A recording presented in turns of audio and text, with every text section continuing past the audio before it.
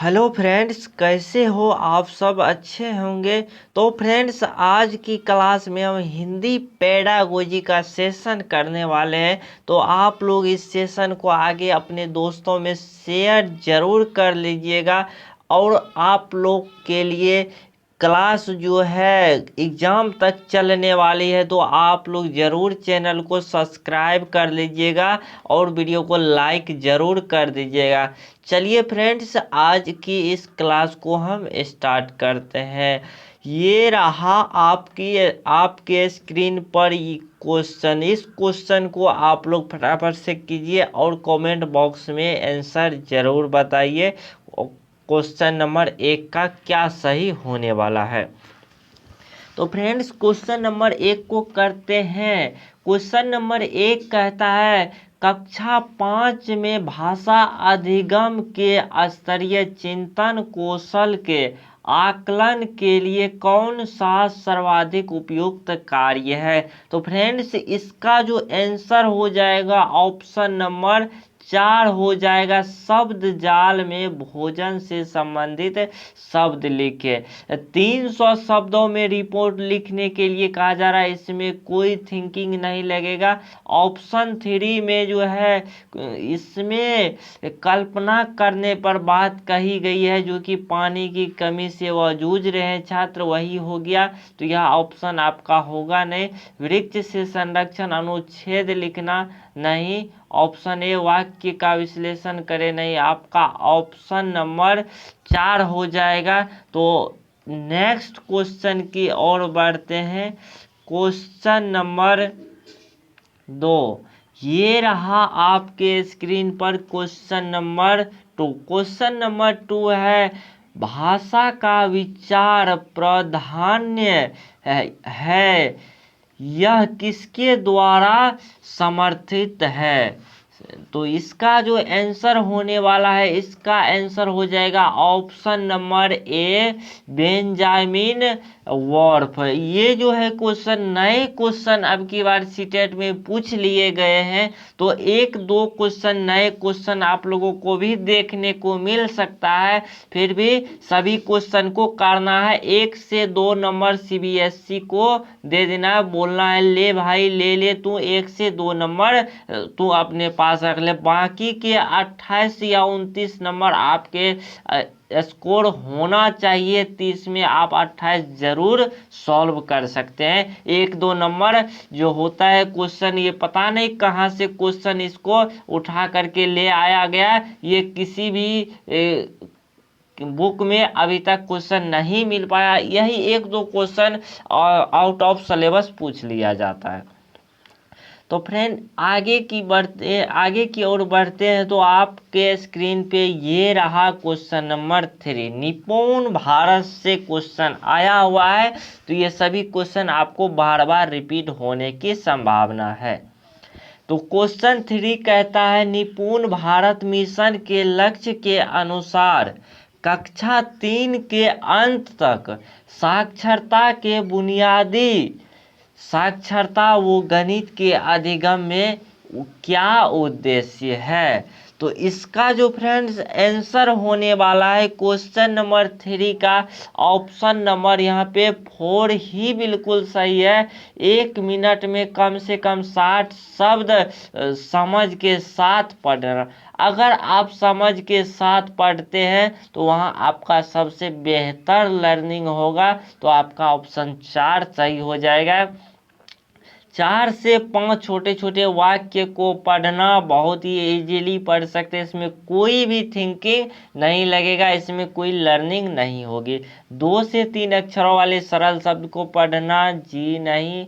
Option 1 भी पढ़ लेते हैं। 100 शब्द को पढ़ना, सिर्फ 100 शब्द को ही क्यों पढ़ें, बाकी के 1 मिनट में आपका ऑप्शन जो हम जो आंसर बताते हैं सारा ऑफिशियल आंसर की का ही आंसर है, वही आपका बिल्कुल ही राइट आंसर है। और मेरे अनुसार भी यह आपका 4 ही ऑप्शन सही होने वाला है। बढ़ते हैं नेक्स्ट क्वेश्चन की तरफ। ये रहा आपके स्क्रीन पे क्वेश्चन नंबर 4। क्वेश्चन नंबर 4 कह रहा है, निम्नलिखित में से भाषाओं के बारे में कौन सा सही है। भाषा व्यवस्थाओं की व्यवस्था है, यह तो बिल्कुल सही है। बाकी के ऑप्शन भी पढ़ लेना है ताकि जो सबसे पॉजिटिव रहे वह आपको आंसर लगाना है। क्वेश्चन नंबर दूसरा, आंसर नंबर दूसरा है, भाषा एक वैज्ञानिक व्यवस्था है। जी नहीं।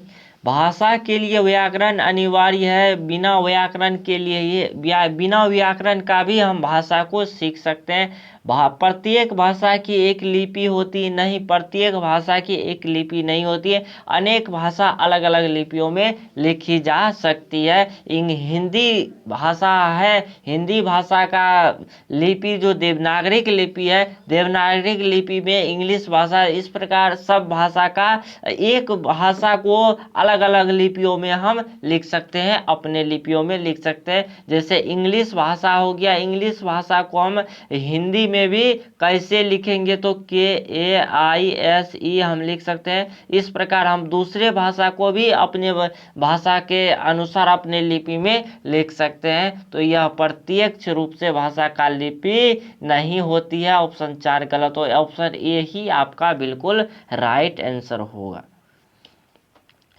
बढ़ते हैं नेक्स्ट क्वेश्चन की तरफ। ये रहा आपके स्क्रीन पे क्वेश्चन नंबर 5। निम्नलिखित में से कौन सा शब्द रचना की प्रक्रिया है? गठन या शब्द निर्माण सही है। उद्घृष्ट करना ठीक है। ऑप्शन सी संयोजन तो बिल्कुल सबसे महत्वपूर्ण है। ऑप्शन सी मिलान या मिश्रित। ये सभी शब्द संरचना की प्रक्रिया, चारों ऑप्शन आपका सही हो जाएगा। तो ऑप्शन नंबर आपका 4 सही हो जाएगा। ABC और D is the right answer. तो बढ़ते हैं नेक्स्ट क्वेश्चन की तरफ। ये रहा आपके स्क्रीन पे नेक्स्ट क्वेश्चन। इसका आंसर आप लोग कमेंट बॉक्स में जरूर बताएंगे। क्वेश्चन नंबर 6 कह रहा है, चॉम्स्की द्वारा प्रतिपादित भाषा अर्जन उपकरण का क्या प्रकार्य है?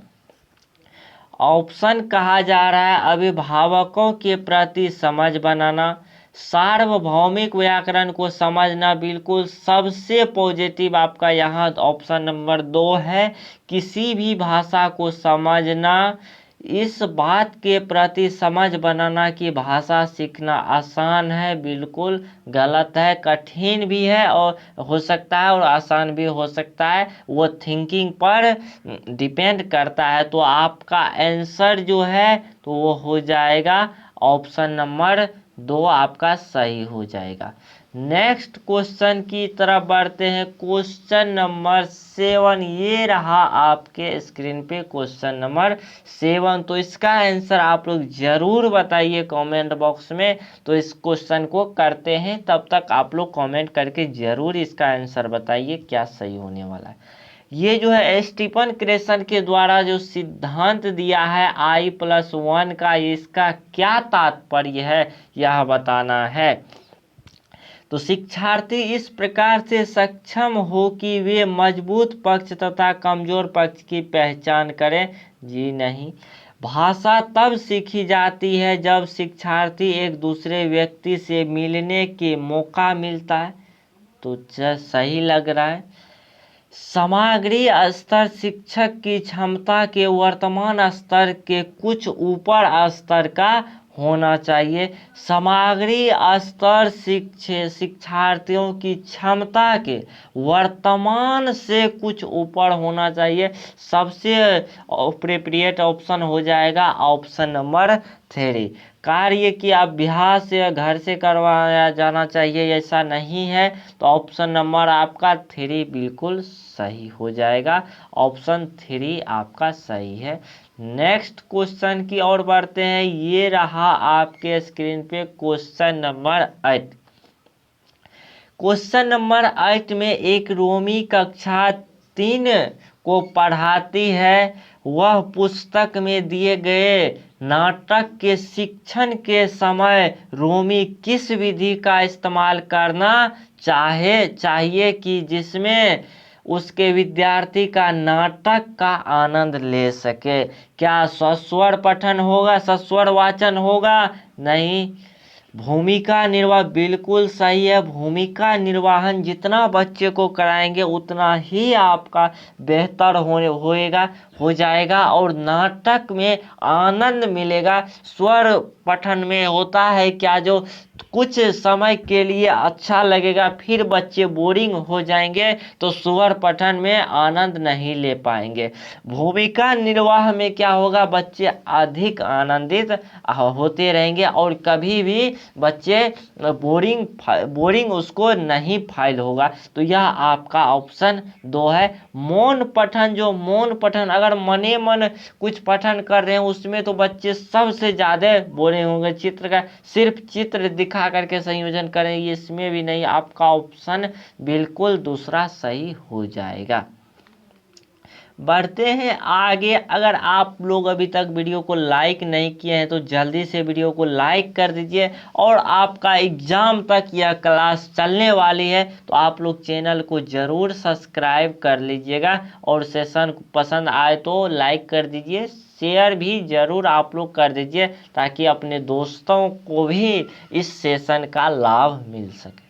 तो बढ़ते हैं नेक्स्ट क्वेश्चन की और। क्वेश्चन नंबर 9 ये रहा आपके स्क्रीन पे। क्वेश्चन नंबर 9, निम्नलिखित में से कौन सा बुनियादी पठन कौशल नहीं है, यह आपको पूछा गया है। तो क्वेश्चन नंबर 9 का आंसर क्या होने वाला है वो आप लोग को देना है। क्वेश्चन नंबर 9 जो है इसमें कहा जा रहा है बुनियादी पठन का कौन सा उदाहरण नहीं है। डिकोडिंग बिल्कुल इसका उदाहरण है। ये एक आध क्वेश्चन हम पहले ही आप लोग को बता चुके हैं जो नए पूछ लिए गए। पता नहीं डिकोडिंग का इसमें क्या अर्थ दिया हुआ है, कहाँ से क्वेश्चन पूछ लिया गया है। इस प्रकार का 1-2 नंबर आपको पूछ ही लिया जाता है आउट ऑफ सिलेबस से। तो आप लोग को टेंशन नहीं लेना है, 1-2 नंबर सीबीएसई वालों के लिए छोड़ देना है। बाकी के 28 नंबर आप लोग को बिल्कुल ही अटेम्प्ट करके ही आना है। अगर एग्ज़ाम देकर आप आते हैं फिर आप हमसे एक बार संपर्क जरूर कर लीजिएगा। तो चलिए ये सब हम आगे भी डिस्कस करते रहेंगे। तो यह जो है ऑप्शन आपका शब्द पहचान नहीं रूप विज्ञान हो जाएगा। ऑप्शन नंबर आपका 3 बिल्कुल ही सही हो जाएगा। बढ़ते हैं नेक्स्ट क्वेश्चन की तरफ। क्वेश्चन नंबर 10 ये रहा आपके स्क्रीन पर। क्वेश्चन नंबर 10, एक ऐसा गत्यात्मक वैकल्य जो ध्वनि पैदा करने के लिए जीभ और होठों से समन्वयन को प्रभावित करती है तो क्या कहलाती है। इसको थोड़ा सा ध्यान से आप लोग समझिएगा। क्वेश्चन कहा क्या जा रहा है, सभी क्वेश्चन जो है आपका पूछा गया प्रीवियस ईयर का क्वेश्चन है। PYQ का क्वेश्चन है। सभी क्वेश्चन PYQ से सिलेक्टेड किया हुआ क्वेश्चन है। तो इसका जो आंसर हो जाएगा डिस्थीमिया हो जाएगा। ऑप्शन नंबर 3 यह आपको देखने को मिलेगा। इस पर क्वेश्चन देखने को मिलेगा। डिस्कैलकुलिया गणित से संबंधित वैकल्य अगर रहेगा तो गणित से संबंधित वैकल्य डिस्कैलकुलिया होता है। इसके बाद डिस्प्रेक्सिया, डिस्फेजिया, सभी का आप डिटेल में सभी क्लास जाकर देखिए, उसमें आपका क्लियर हो जाएगा। डिस्फेजिया, डिस्कैलकुलिया, डिस्ग्राफिया ये सभी आपका बिल्कुल ही क्लियर हो जाएगा। बढ़ते हैं नेक्स्ट क्वेश्चन की तरफ। वो सब आकर आप जाकर के सभी वीडियो को देखिए और अपना प्रैक्टिस ज़रूर करते रहिए। अगर पीछे का वीडियो नहीं देखे सभी वीडियो को आप देख सकते हैं, वहां से आपका सभी डाउट क्लियर हो जाएगा। और आपका जो है एग्ज़ाम तक यह क्लास चलने वाली है तो आप लोग चैनल को सब्सक्राइब ज़रूर कर लीजिएगा। तो सब्सक्राइब करके घंटी को दबा लीजिए ताकि आप लोगों को समय पर क्लास मिलता रहे और आपका एग्ज़ाम तक यह क्लास चलने वाली है। सभी विषय पर हम अलग अलग से क्लास लेकर के आते रहेंगे। तो चलिए क्वेश्चन नंबर 11 को करते हैं। ये रहा आपके स्क्रीन पे क्वेश्चन नंबर 11। तो इस क्वेश्चन को करते हैं। क्वेश्चन नंबर 11 का रहा है, एक शिक्षिका छोटे बच्चों के शुरुआती वर्षों में नियंत्रण अथवा प्रोत्साहित करने के रूप में वह अपनी जो है भाषा अर्जित करने की योग्य बनाती है। बिल्कुल सही बात है। उस बिल्कुल ही यह योग्य बनाती है और उसी के अनुरूप व्यवहार करने के लिए कहलाती है। तो वे क्या, वह डैश का अनुगमन कर रही है, वह शिक्षक का जो है किस प्रकार का अनुगमन कर रही है, यह आप लोग को बताना है। तो क्वेश्चन नंबर 11 का जो ऑप्शन देखते हैं, ऑप्शन ए में है स्वयं करो रणनीति। तो आपका यह ही ऑप्शन सही लग रहा है। बाकी के ये सब तो होगा नहीं करके सीखने का उपागम कहानी कथक। तो इसका आंसर आप लोग जल्दी से बताइए क्या सही होने वाला है। इसमें देख सकते हैं करके सीखने का उपागम ऑप्शन ए और 3, ए और 3 यह दोनों ऑप्शन आपका सही लग रहा है। तो आप लोग दोनों में से कौन सा सही है आप लोग जरूर यहाँ पे डाउट भरा हुआ। मेरे अनुसार 3 ऑप्शन सही होना चाहिए। तो आप कौन सा ऑप्शन लगा रहे हैं तो आप लोग कमेंट करके ज़रूर बताइए, तो आप लोग को रिप्लाई मिल जाएगा कमेंट बॉक्स में। तो इसका ऑप्शन ए और 3 में से कौन सा सही है वो आप लोग ज़रूर बताएंगे कमेंट बॉक्स में।